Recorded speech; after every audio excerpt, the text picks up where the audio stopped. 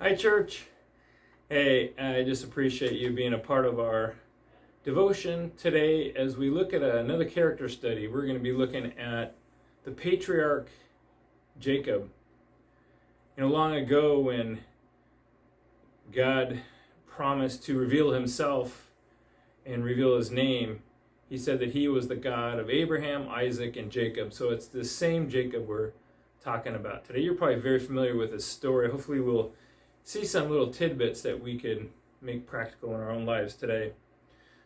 This Jacob was the younger twin brother of Esau. He was born to Isaac and Rebekah.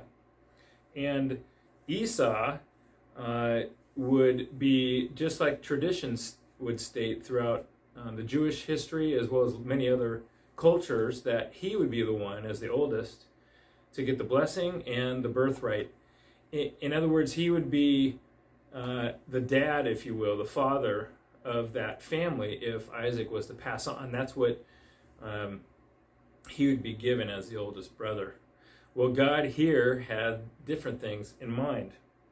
And it would be here that he treated this family a little bit differently than maybe the Jewish at large, the Jews at large.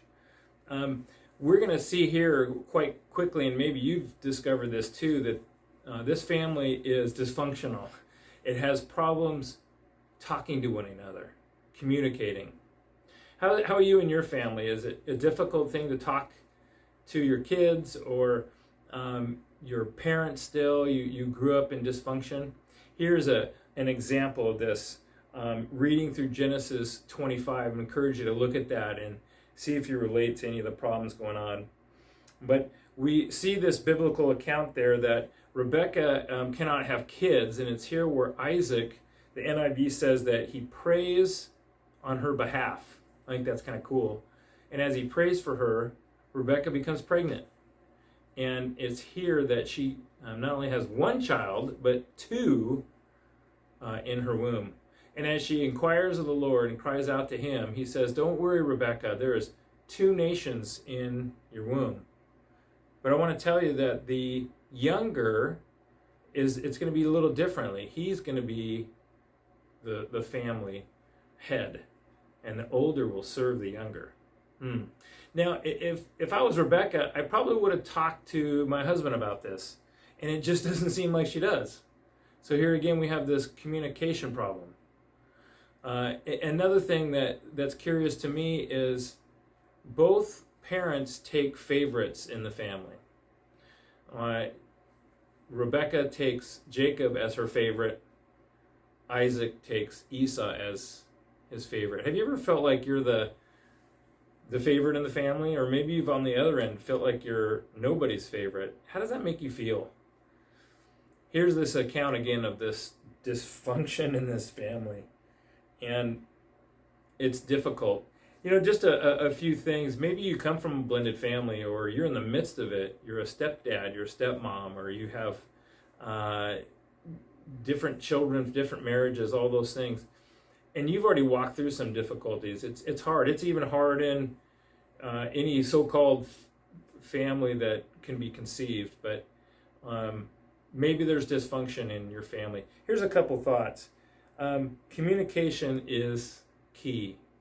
And within that, give everybody a chance to talk.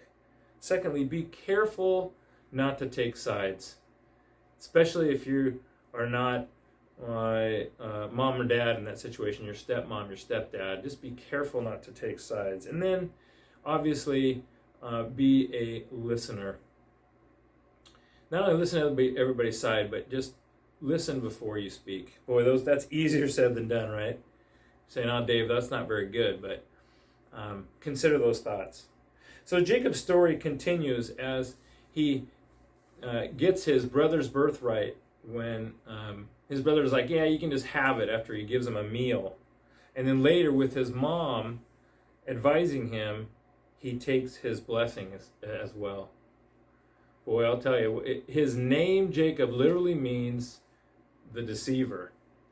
Interesting. So Jacob flees from his family as his story continues. He would then have a dream where God comes into this dream. And this is very interesting what he says, and I want to share this with you. He says, if God will be with me, then the God of all gods, Yahweh, will be my God. I think from here on, Jacob maybe has some changes of heart, and not so much the deceiver Jacob, but now a new name given to him by God, Israel, which this would literally mean that he struggles with God, yet he overcame. Amazing. And it was through Jacob that the Abrahamic covenant is realized, and that through him and his 12 sons, we would see the kingship all the way to Jesus.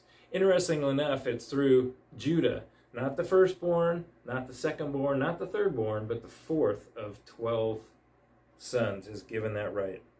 At the end of Hebrews, as we wind up our time here, Jacob's faith is seen as a lasting and enduring faith as he worships on his staff, standing there with his sons, and he blesses them, enduring faith all the way to the end.